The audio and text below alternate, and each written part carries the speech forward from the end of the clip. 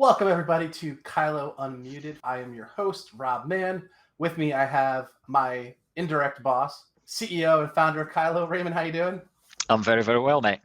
Very well. Today, we're going to sit down and talk about how to set up Bullhorn if you're doing healthcare staffing, locums, travel nursing, per diem, and any version of that, allied. Permanent's pretty straightforward, unless you're collecting credentials. So this is mostly for the folks who have to collect stuff and then put people to work and pay them from the staffing company. So with that said, we'll do a quick intro to myself and Raymond, why we're doing this, and then we'll get into 5 tips, tricks, how to set up Bullhorn for success for healthcare. So Raymond, would you like to say hello first? Yeah, sure. Raymond Penny, for those of you who haven't met me, I'm talking very slowly today so that I don't go too Scottish. We founded Kyloe back in 2015. I'm now really happy to be in most countries around the world doing things with Bullhorn and with Bullhorn customers with our products and services. We've been really lucky to work with some great healthcare staffing businesses and look forward to sharing some of the things we've learned along the way. Thank you, Raymond. My name is Rob Mann. I am the regional sales manager for products out here in the Americas for Kyloe. I used Bullhorn for healthcare staffing, doing locum tenens from 2013 to 2018, and had some custom bits, had some out-of-the-box bits, but overall it's really successful, and most things happened in Bullhorn. So I have a little bit of firsthand knowledge of how to set this up pretty well. So to jump in, why we're doing it, one of our customers said to me on a call, hey, it'd be really nice to have a guide to help us as we're going through implementation, get some best practices, tips, and tricks of how other people have been successful. In my brain, that means I need to go talk to everyone who uses Bullhorn for healthcare to try and gather information. So if we miss something that you think is really valuable, please message me on LinkedIn or email me at rob.mann, 2 N's, at kyloepartners.com, and tell me anything that I missed. We're going to put all this together, probably create like a quick handy worksheet and deliver it. With that said, I want to thank the contributors who obliged me when I asked them to interview them on how they were setting up Bullhorn for success. And those are the guys the team over at Atlas Med Staff, the team at LRS Healthcare, Floyd Lee Locums. And then we have a lot of experience setting up Bullhorn for healthcare at Kyloe, which is why Raymond's on. And also Bullhorn's new vice president of healthcare, who is Jason Nyad, who comes from a background of using Bullhorn for healthcare staffing. So to get started, Raymond and I were talking about this for a couple of weeks. And Raymond, do you want to share kind of what we thought was like the most clear-cut way to create an overarching theme for how to do this well? Absolutely. Yeah, the things that we see with the people that we work with, there are a couple of principles that are important in order to make it successful. And those are speed and accuracy. If you need to be quick to get to your professionals, you need to be sure that everything that you've got in your system is accurate. You need to know the latest things. If you've got that speed and accuracy in your ability to go find people and deliver back to the facilities that want them, then you're going to be really successful. And that's an underlying thing that we see upon the customers that we've got that are really successful. And it drives the other things that we're going to speak about today. With those principles, if you can be quick and your data is accurate, everything we're going to speak about today is going to be great. And you're either doing it already or it's easy to switch on. Yeah. So before we jumped on live, Raymond explained to me that Raymond's an accountant by trade. He said the Scottish. I don't look like it. I realize I don't look like one. Obviously, I look like something much more exciting than that. You have a nice jumper on and a button down. Yeah. By the way, I use the jumper instead of sweater. So he said the Scottish book of accounting principles is about this thick, whereas the US one is 2.5 feet thick. Yeah. So principles over just spelling everything out in this case. All right, let's jump in. So I think I'm doing odds. You're doing evens, right? You are. So the odds. So starting with number 5 here, and this is definitely a principle, is don't think you need to set the system up perfect from day one, because you do have the opportunity to update it as you learn. It is a product, right? And then also, please, and this is more of like a begging people, don't try and create your old system and your old way of doing things when you implement Bullhorn or any new technology. The people who create those technologies talk to a lot of people just like you, just like I did for this list. And that's why they create products the way that they do. So just a good practice is to try and figure out and talk to them about why they set it up the way they did, and use it as close to that as humanly possible, but also understand that you're not stuck because it can be a living and breathing tool that you can adapt. Raymond, you have definitely some opinions on this one, so jump in. Absolutely. Ahead of someone deciding to move to Bullhorn, we'll do what we call a scoping exercise. Part of that scoping exercise will be asking about what they're trying to achieve, also speaking about Bullhorn best practice, about the flow that Bullhorn's created within the products, and trying to highlight the reason they're buying it as from what they've seen, and trying to drill into the areas that people see as maybe their secret sauce, or the things that they've done in a particular way, maybe for always, but they don't remember why. There's a great story about a friend of mine who, at Christmas, what they used to do at Christmas was they made a particular Christmas pudding. They did it in a particular way. They would make it and they would chop the ends off it. So they would chop the ends off the Christmas pudding. And that was a tradition that they always did. Nobody understood why they cut the ends off the Christmas pudding. So they went back to their granny, who's like 96, said, "Hey, why is it when we make our Christmas pudding that we chop the edges off it?" She said, "That's because when I was younger, I had a really small tin and I had to make it fit in." So some of these things, the reason that you're doing things in your existing systems might be as a workaround for something that you no longer have, and Bullhorn's got best practice for it. So please don't try and recreate stuff. If you can, make sure the information's there that you need, but don't go recreating something that you've had for 20 years and is the reason you're moving. That makes sense, and it's really funny, by the way. I thought like it fell on the floor, so they cut the end off that fell, which would also have been the bad reason to keep doing it forever. So number 5, guys, it's a living, breathing thing, and don't try and recreate anything that you did in the past. Try and understand the new system, because that's why you're buying it. There's definitely a good reason why you're moving, right? Okay, number 4, Raymond, this one's all you. Yeah. Please, please, please, please, please store everything that you've got in Bullhorn. Don't have files somewhere else. Don't have files in local drives. Don't be trying to use SharePoint. There's so much that you have there already in Bullhorn that's specially set up, and particularly if we look at credentials. I think the credentials is that a place that's been built out with specifics in mind in order to gather the information so that you can make sure that your professional is ready to go on site, and they have the expiry dates, they have the types, they can be used to weave together into either a great profile or a great submittal packet. It makes it hard when they're in loads of different places. We had a great conversation with someone who was thinking about their skills checklists, and they were looking at their skills checklists and saying, "Hey, we'd really like to put our skills checklists and merge it in to create a great profile and a submittal packet to put forward." I said, "Fantastic. Where are they?" "Oh, we've got one page here, one page there. This one's in Word, this one's in PDF, and that one's kept in the local drive that we get back as an attachment to an email." That's tricky.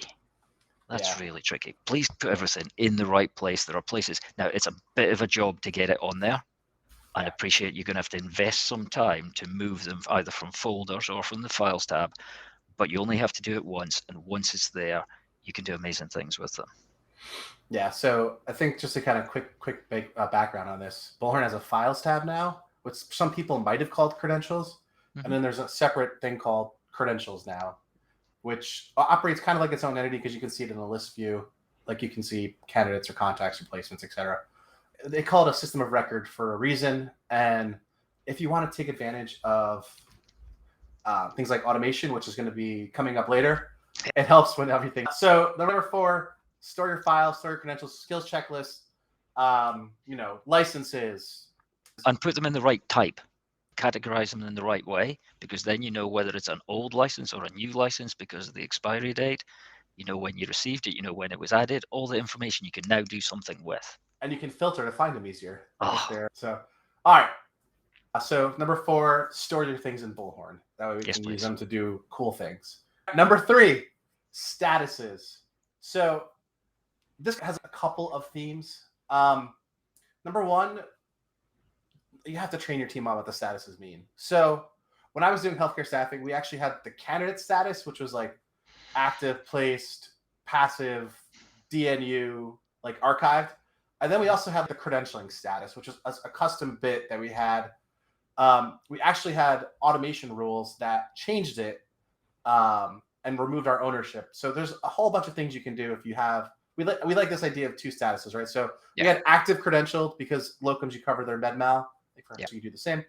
We had inactive credentialed, which means they weren't working, but they still had a credentialed. So those, by the way, if you're a recruiter listening to this, and there is a way to see who is currently ready to go to work, but all you have to do is place them, and they're not owned by anybody else in your business, go find them and call them because they're really close to the dollar. And then we had a holding one where we saw that they were in process, but they weren't ready to go to work yet. But they were like, almost there. So, or maybe something expired. Yeah, or the credential expired, and you can actually change that status using an automation tool or a data magic tool. Which, by the way, kind of goes into this idea of guardrails, right? And using data automation to create guardrails in your system, which is all doable now using no-code tools that are available. And there's also ways to do ownership. So if I got an app, which was like the first conversation, and got the CV for a doctor, I had a month of ownership. If I didn't have a note of email, outbound call, inbound call in the notes for that candidate or doctor, then after 30 days, the automation engine would turn off, would say, "Hey, Rob," they would sometimes now it warns you, but it didn't used to warn us. We would just lose ownership. So put them into the pool, back into the pool. Yeah. So what I used to do was I had I always every 15th and 30th of the month, I just made sure that I went in and talked to everybody. Yeah. And that's also a great thing. Raymond, what's my favorite part of Bullhorn that you can do? I think it's got to be the list. So I had a saved list of all the candidates that I own. So on the 15th and 30th, I could call them. So train your team on the statuses, know what they mean so that they can filter on them and they can use them. If you can, create automation around them to help drive calling like I had to, or making sure there's guardrails to know who's ready to go to work, who's not ready to go to work based on valid credentials or expired credentials. That is just a really, really good best practice. And it starts with statuses. It can apply to note types, like your team needs to know what the note types mean. Like in my case, email outbound and inbound were super important. So Raymond, anything you want to add? I kind of beat that one up. No, I think favorites is very underrated. I think list views that are set for you by either centrally or your own favorite ones is something that you can't really underrate. And it's the reason that people used to use Excel and now they don't. Because they've got a list, they can filter it, they can do it themselves, they can save it, and it's there every time they log in. Why wouldn't you? Yeah, and Bullhorn's great because it gives you two ways to do lists, right? It gives you three ways. You have distribution lists, you have tear sheets or hot lists, whichever you call them, and then you have saved list views, which can work just like an Excel report, but it all lives in Bullhorn, so you don't have to leave the system of record. So I think that's one of the reasons why Bullhorn stands out to me. It's really easy to use for a CRM perspective. All right. Yeah. I can't believe I gave you number 2. But yeah, I was like, I'll maybe use the customization word and then I'll move into the A word. But there's probably a few things here that you can do.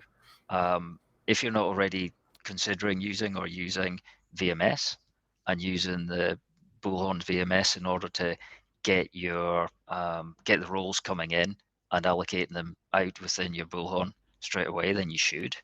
If you manage to get that, then that allows for jobs to really quickly find their way into your Bullhorn. And as if by magic, if you get the allocation rules worked out. The allocation rules is if it's this type in this location, make sure that it gets allocated out to Rob, and Rob will pick it up and deal with it really quickly.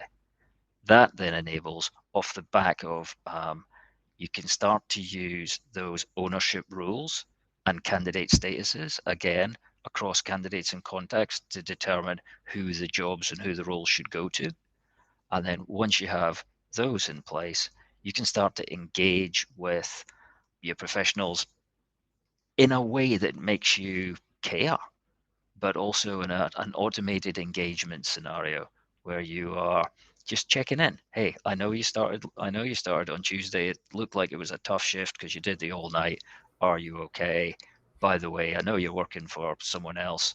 Can I just check in that you're okay? Remember about us.